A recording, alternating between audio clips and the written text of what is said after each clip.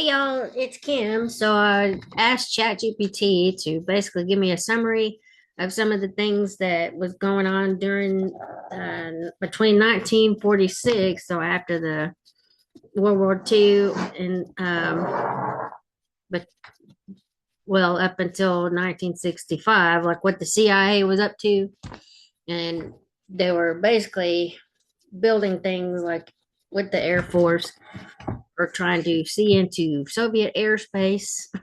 So the Corona is America's first satellite program, the CIA Cold War records. Um, anyway, this is just one of the sites it linked it to. And the first image, a Soviet airfield at Mish Schmitta, something like that, 18th of August, 1960. And Kevin C. Ruffner is the editor. And CIA history staff, Center for Study of Intelligence. Do I believe everything that would come out of the CIA? No. You can just better believe not everything's going to be correct. CIA Cold War Records Series. Editor in chief is J. Kenneth McDonald. CIA Documents on the Cuban Missile Crisis, 1962. Mary S. McAuliffe, editor. And then Selected Estimates on the Soviet Union, 1950 to 1959. Scott A. Koch, editor. And then the CIA under Harry Truman, Michael S. Warner is the editor, 1994. CIA War Records. Okay. Let's see. These documents have been approved for release through the Historical Review Program of the Central Intelligence Agency. U.S. government officials may obtain additional copies of this document directly through liaison channels from the Central Intelligence Agency. And if you want to get a copy of it, do it there. Anyway, I'm not going to read all that. Let's see. I'm not going to redo the entire contents here because it's 300 something pages, and I'll just put the link in there.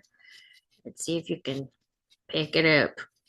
All right. So Corona, America's first satellite program, the foreword. Since the Corona satellite made its first successful flight in August 1962, the intelligence community's overhead reconnaissance program have been among the nation's most closely guarded secrets.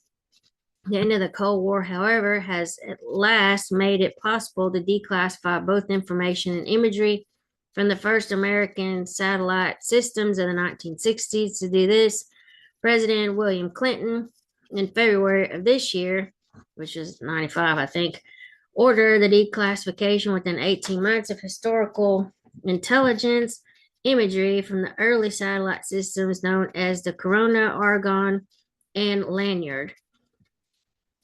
Because the president's executive order 1295-1, see appendix, envisions scientific and environmental uses for this satellite imagery, the declassified photographs, will be transferred to the National Archives with a copy sent to the U.S. Geological Survey.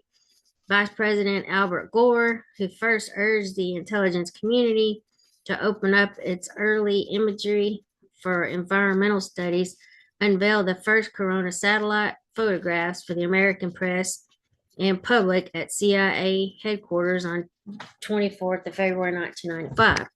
To mark this new initiative, CIA's Center for the Study of Intelligence and the Space Policy Institute at George Washington University are co-sponsoring a conference, Piercing the Curtain, Corona and the Revolution in Intelligence, in Washington on 23rd through the 24th of May, 1995.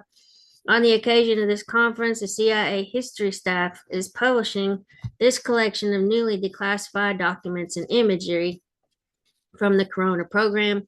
This is the fourth volume in the CIA Cold War Records series, which began in 1992 when Director of Central Intelligence Robert Gates launched CIA's openness policy and reorganized the Center for the Study of Intelligence to include both the history staff and the new historical review group to declassify historically important CIA records. The editor of this new volume, Dr. Kevin C. Ruffner, has an AB from the College of William and Mary and an MA in history from the University of Virginia. He joined the CIA history staff in 1991. Soon after, he received his PhD in American Studies from George Washington University. The documents and imagery in this volume were reviewed and declassified with unusual dispatch by a special working group with declassification officers from the National Reconnaissance Office, the Central Imagery Office, and CIA's Directorate of Science and Technology, and its National Photographic Interpretation Center.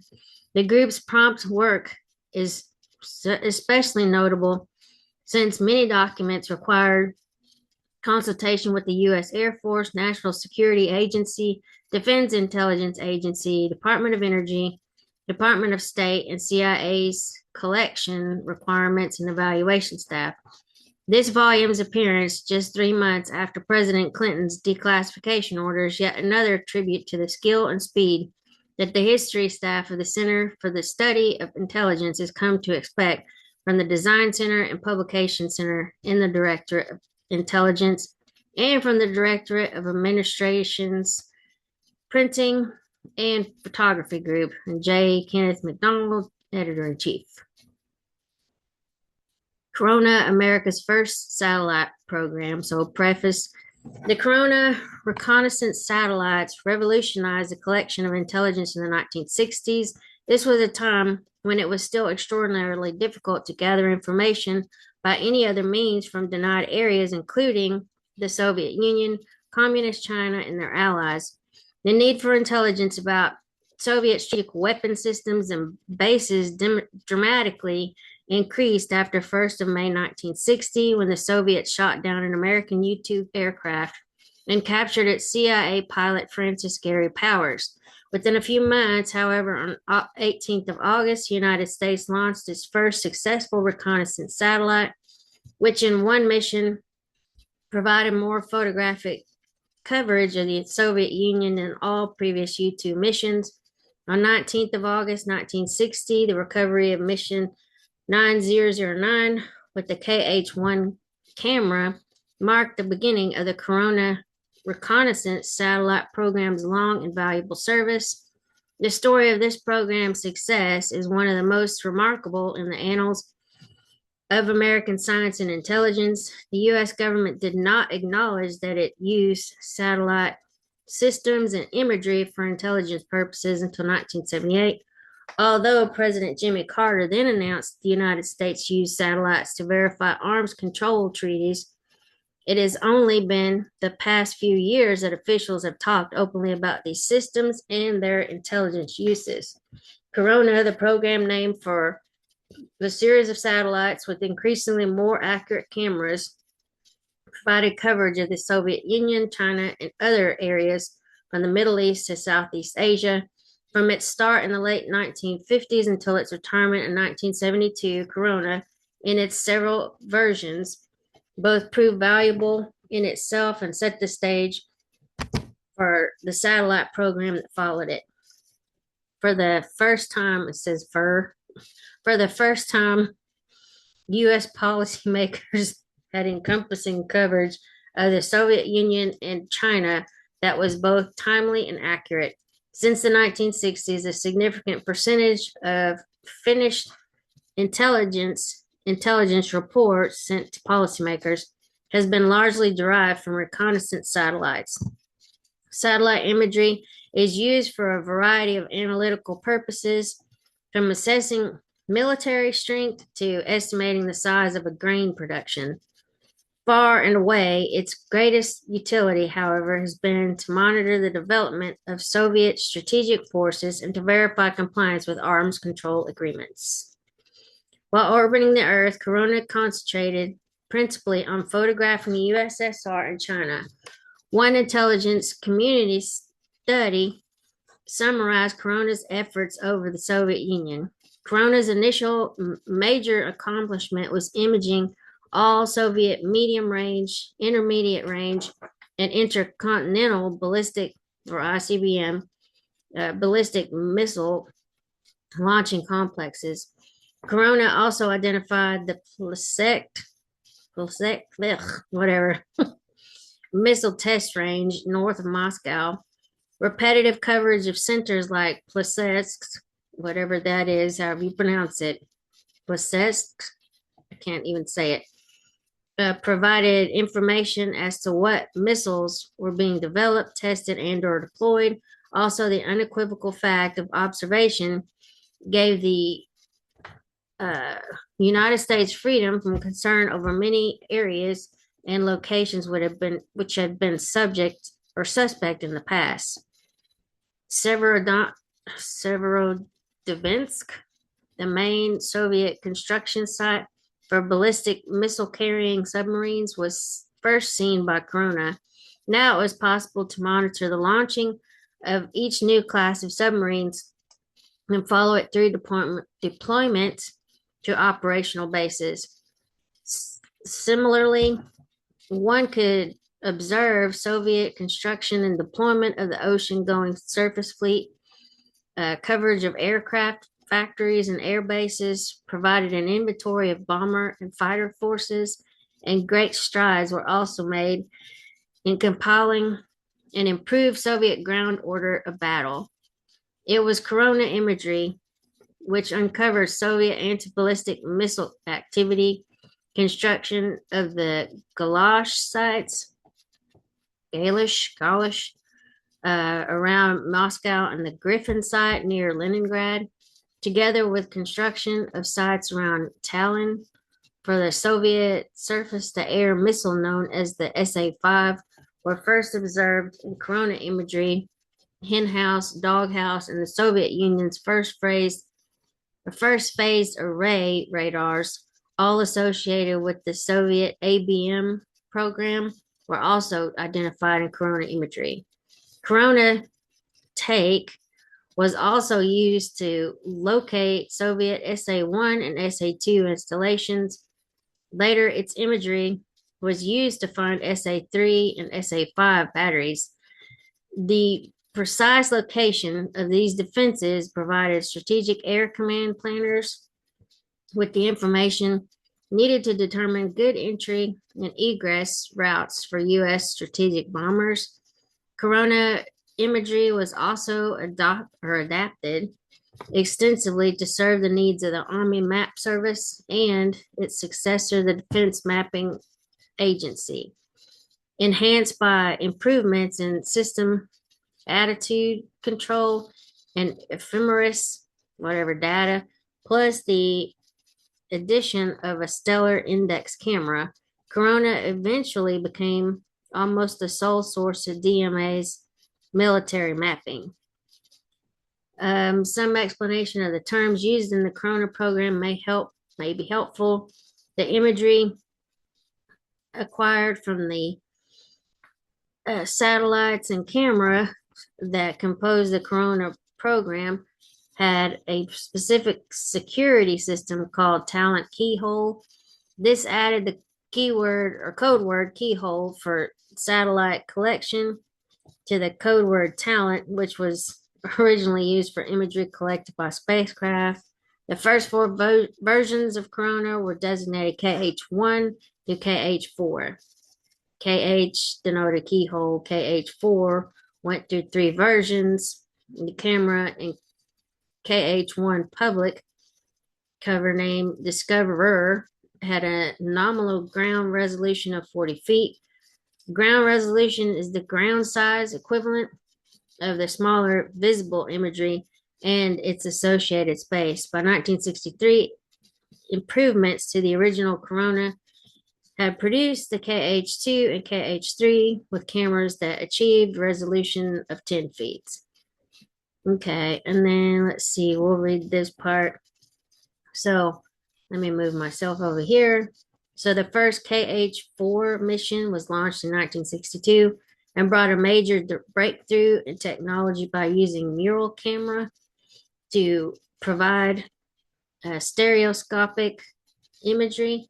This meant that two cameras photographed each target from different angles, which allowed imagery analysts to look at KH4 stereoscopic photos as three-dimensional. In the KH4, the workhorse of the Corona system, three camera models with different resolutions were the principal difference between the versions KH4, KH4A, and KH4B. By 1967, the J3 camera of KH4B had entered service with the resolution of 5 feet. This final version of Corona continued overflights until 1972. Two other systems, separate but closely allied with Corona, also operated during this time with less success. The KH-5 or Argonne performed mapping services for the Army and a few missions in the early 1960s with mediocre results. The same disappointing performance afflicted the Lanyard system, or KH-6, which was both begun and abandoned in 1963. In the following outlines the Corona versions from 1959 to 72, KH-1, 10 units launched, time period 59 to 60, KH-2, so 10, 60 to 61, KH-3, 6, 1961 to 62, and then KH-4 is a mural, 26, 1962 to 63, and the KH-4A, 52 from 1964 to 69, and then KH-4B, 17, 1967 to 72. This volume of newly declassified documents and photos is organized in 4 parts. Part 1 presents the first history of the Corona program, an article published in 1972 in a classified special supplement to CIA's Professional Quarterly Studies in Intelligence. Part 2 provides a brief look at how the Interdepartmental Committee on Overhead Reconnaissance, formed in 1960 to coordinate satellite collection, implemented the new system. Part 3 includes a number of National Photographic Interpretation Center and other CIA reports on the analysis of the Corona imagery, while Part 4 concludes with an example of a non-military use of satellite imagery. In each part, a brief introduction is followed by the relevant documents in chronological order. Let's see how much more of this there is. I guess we'll just read this page. Corona was the United States' response to a growing need in the 1960s for detailed photographic coverage of countries behind the Iron Curtain. The introduction of newer and still classified satellite systems after 1964 further improved the program's utility and performance. The sheer volume of documents and imagery associated with Corona, its imagery alone, is estimated over 2 million linear shelf feet, made it both important and difficult to select representatives samples for this volume. In the spring of 1992, Robert Gates, then Director of Central Intelligence, or the DCI, formed the Environmental Task Force to determine how the intelligence community could use its technology to assist scientists in studying the environment. Spurred by then Senator Albert Gore, the CIA also formed a DCI classification reviews task force to examine the declassification of satellite imagery collected by obsolete broad area search satellite systems. Both the Environmental Task Force and the DCI classification review task force determined that imagery produced from KH-1 to KH-6 systems offered unusual information for scientists, scholars, and historians. The declassification of this imagery, both panels concluded, presented no threat to national security. DCI R. James Woolsey approved the recommendations of the 2 task force, and on 22nd of February 1995, President William Clinton signed an executive order directing the declassification of more than 800,000 early satellite images. These images, collected by the Corona, Argonne, and Lanyard systems, provide extensive coverage of the Earth's surface. This book of documents is but the first installment of information on America's first satellite system. In the years ahead, the American public can look forward to a wealth of declassified reports and imagery from the Corona program. So I'm going to stop here. And if I don't see y'all, have a good weekend. I gotta see if my husband's on the way home. Sometimes he gets home early certain days. But anyway, I may record a little bit more, but who knows? We'll see. Anyway, talk to y'all later. Bye.